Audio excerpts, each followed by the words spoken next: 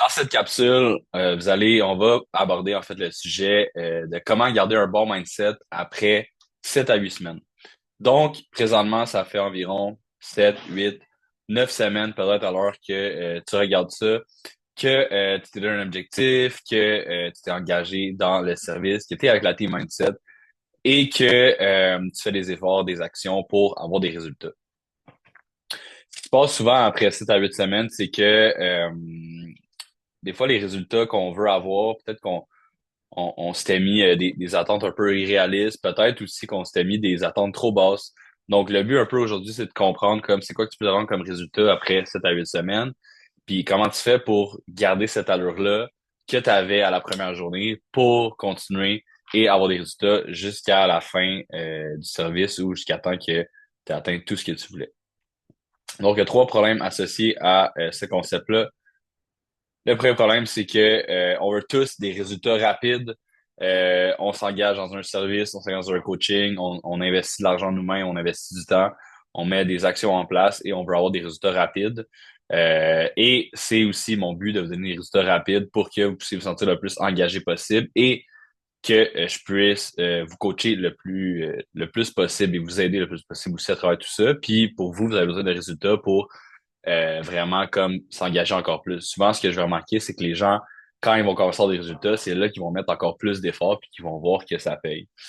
Par rapport aux résultats, souvent, on va voir que mettons, le poids sur la balance diminue ou augmente pour d'autres personnes. Alors que souvent, la balance, ben, c'est peut-être pas le meilleur indicateur. On va plus y aller avec les photos, avec les actions aussi qu'on va prendre nécessairement. Puis pas juste aller avec les résultats, mais plus aller avec comment on se sent, puis comment on peut appliquer ça plus à long terme, puis plus un mode de vie en réalité. L'autre problème, c'est que souvent, les attentes puis la réalité, c'est pas la même chose. C'est-à-dire que des fois, on a des attentes un peu réalistes, puis on se rend compte que ça prend pas mal plus d'efforts qu'on pensait pour y arriver. Je donne souvent l'exemple du coureur olympique, là, mettons Usain Bolt, qui fait des sprints. Lui, il s'entraîne pendant 4 ans là, aux Olympiques pour améliorer son score de peut-être 0,1 seconde, 0,2 secondes. Fait que s'entraîne super fort pour après avoir des résultats finalement au final. Donc, juste pour comprendre que avoir des résultats, surtout dans le fitness, ça prend beaucoup de temps. Puis la masse musculaire, la perte de poids, la masse musculaire, ça se bâtit pas en quelques mois. Puis la perte de poids, ça se termine pas en quelques mois non plus.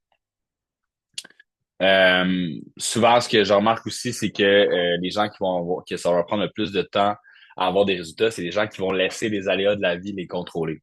Fait que la famille, la maison, les rénovations, les voyages, le travail, surtout la carrière, la business, peu importe, peut-être des trucs un petit peu plus difficiles qu'on vit.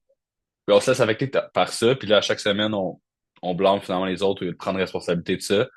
Puis en réalité, tu sais, on a tous des aléas de la vie, on a tous des problèmes, on a tous des enjeux, euh, petits comme grands. Fait que, en fait, en réalité, comme on en a tous. Fait que maintenant, le but, c'est de prendre responsabilité de ça, puis voir un peu comment qu'on peut s'entraîner quand même, bien manger quand même si on vit des difficultés. Parce qu'à la plupart du temps, les gens qui repoussent tout le temps plus tard, qui disent tout le temps que, bon, cette semaine, ça n'a pas bien été parce que il y avait des enjeux, puis continuent, ben, c'est souvent ces gens-là que je vois qui ont le moins de résultats. Au contraire, les gens qui trouvent des solutions à leurs problèmes, puis qui regardent un peu euh, comment ils peuvent juste comme contrôler puis être le meilleur possible dans les conditions, c'est eux qui ont les résultats les plus rapides et sur le long terme, surtout. Il y a 5 principes associés à ce concept-là. Le premier principe, c'est que un processus de perte de poids ou un processus de prise de masse, c'est pas juste un changement physique, mais c'est un changement en général. Fait, un changement d'habitude de vie, un changement identitaire à quelque part, un changement de comportement, un changement de croyance envers la malbouffe, envers l'entraînement, envers le cardio, peu importe. Donc, c'est un changement qui prend plusieurs signes. Puis l'être humain est réticent souvent au changement. Il voit ça comme un peu comme euh, comme un peu menaçant pour la survie. Puis souvent, ben, l'être humain va juste revenir à son stade initial. Donc, un changement, c'est surtout un changement d'identité.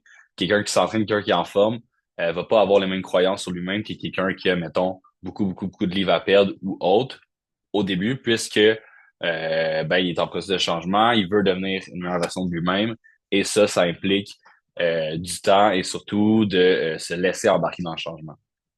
Une autre chose aussi, c'est que les signes de réussite, c'est pas nécessairement ce auquel tu t'attends. Les signes de réussite, c'est pas nécessairement euh, la, la, la, la perte dans le fond, au moins un chiffre plus bas sur la balance, une perte de bédaine, un changement physique, plus de muscles. Les signes de la réussite, pour moi, c'est quelqu'un qui fait ses entraînements, qui a respecté ses engagements, qui mange mieux, qui se présente au rendez-vous, qui est là à l'avance, qui pose des questions, qui est engagé, quelqu'un que j'ai pas allé à écrire ou à appeler puis pas être capable de rejoindre. Fait que souvent, les signes de réussite, c'est juste la personne qui est engagée, qui est dans le processus, qui fait les actions pour, puis on est mieux de se concentrer sur les actions que le résultat, parce que de toute façon, si on se concentre sur les actions, mais le résultat va venir anyway, puis on peut pas être déçu parce qu'on a fait ce qu'on avait à faire. Tandis que le résultat, des fois, il y a des choses qu'on contrôle pas, qui peut jouer en notre défaveur.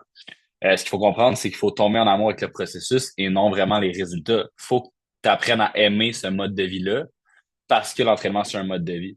Il faut que tu apprennes à aimer ça pour pouvoir l'avoir à long terme. Fait qu'il faut que tu trouves des moyens d'aimer ça puis d'avoir des entraînements que tu aimes, puis de vraiment l'intégrer à toi, à toi-même, que vraiment juste focuser ses résultats, parce que si tu focuses sur ses résultats, tu risques de faire des, tu risques d'avoir des réactions émotionnelles, de faire des changements dans ta diète, dans ton entraînement, dans whatever, qui vont peut-être être nuisibles finalement juste parce que tu pensais juste aux résultats. C'est important de se placer des micros-objectifs où on s'est fixé ensemble des objectifs sur 6 mois, sur 12 mois, sur 2 ans. Mais en réalité, c'est important de se mettre des paliers à chaque semaine, littéralement à chaque mois, pour qu'on puisse voir, on puisse se voir avancer. Donc, c'est pour ça qu'on a des appels ensemble souvent à chaque semaine, là, pour certains, ou 2 semaines, pour vraiment mettre des micro-objectifs, savoir que vous avez des victoires, et là, quand vous cochez des victoires, c'est là que vous voyez que vous avancez. Ensuite de ça, faut pas voir ça comme une finalité. C'est-à-dire que c'est pas parce qu'on travaille ensemble 6 mois, 12 mois, 24 mois, 48 mois, peu importe le nombre de temps qu'on travaille ensemble, votre objectif n'est pas en soi euh, une finalité. C'est-à-dire que vous voulez vous entraîner pour les 2, les 5, les 10, les 15, les 20 prochaines années, être en santé. Donc, il faut voir ça comme plus un processus global qu'un processus court terme. Ensemble, on a un laps de temps, mais c'est juste pour vous donner un sentiment de réussite. Puis, bien sûr, s'engager dans un service. Puis, finalement, voir toujours ça à long terme. Le but, initialement, c'est que moi, je vous rencontre dans 5 10 ans. Mettons que je vous coach plus. On se rencontre dans la rue. Vous êtes encore en meilleure shape que quand vous l'étiez quand je vous entraînais. Donc, euh, lequel de ces principes s'applique le plus à toi? Est-ce que c'est le changement identitaire, le changement que tu as pratiqué? Est-ce que c'est les signes de réussite, les signes de réussite, tu dois mieux les identifier? Est-ce que c'est parce que tu dois plus apprendre à aimer le processus?